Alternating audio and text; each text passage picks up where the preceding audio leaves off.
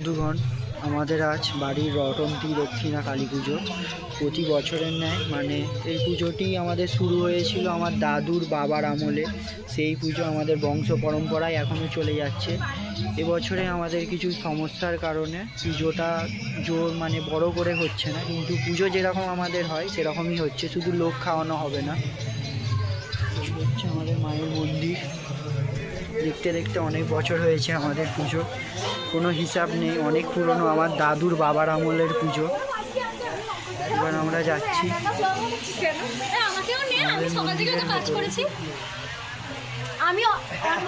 আমি আজকে অনেক কাজ করেছি আমাদের মন্দিরের ভেতর। এখানে আমাদের আমরা এই মন্দিরের ভেতর জয় মা।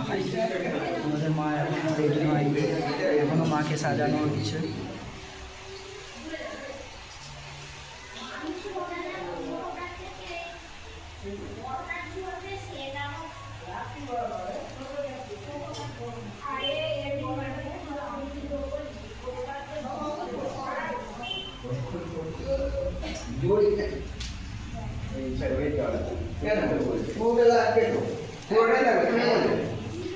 মাকে এখনো সাজানো হচ্ছে, আবার দেখা হবে পরে যদি ভিডিও বানায়।